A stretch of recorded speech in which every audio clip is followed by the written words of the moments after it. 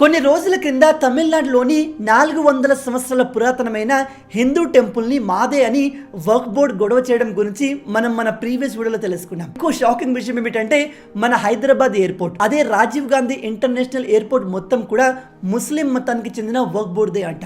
ఈ విషయం చెప్తుంది నేను కాదు, స్వయంగా MIM leader Akbaruddin Owaisi. Nehru zoological park లో 62 ఎకరాలు వీళ్ళవే అంట. ఇంకొన్ని రిపోర్ట్స్ ప్రకారం పంజాగుట్ట ఏరియా మొత్తాన్ని వక్ఫ్ బోర్డ్ మాదే అని చెప్తుంది. ఇది వినడానికి మీకు కామెడీగా అనిపించవచ్చు, కాకపోతే వక్ఫ్ బోర్డ్ ఈ ఏరియాలన్నింటినీ మాదే అని సీరియస్ గా క్లెయిమ్ చేస్తుంది. ఈ వక్ఫ్ బోర్డ్ ఏదైనా ల్యాండ్ ని మాది అని చెప్తే మనం లీగల్ గా వీళ్ళపైన కేసు పెట్టలేము అండ్ సివిల్ కోర్టులో కూడా వీళ్ళతో పోటీ పడలేము. ఒకవేళ మీ ఇల్లు లేదా ప్రాపర్టీస్ హైదరాబాద్ లో ఉంటే ఒకసారి మీ ల్యాండ్ పేపర్స్ ని చెక్ చేయండి. 100 సంవత్సరాల పాతవి కూడా చూడండి. బహుశా మీరు ఉంటున్న ఏరియాని కూడా వీళ్ళు మాదే అనవచ్చు. ఈ వక్ఫ్ బోర్డ్ గురించి మీరేమనుకుంటున్నారు? గవర్నమెంట్ వీళ్ళపైన ఎటువంటి యాక్షన్ తీసుకుంటే బాగుంటుంది? మీ ఆలోచనల్ని కింద కామెంట్లో చెప్పండి.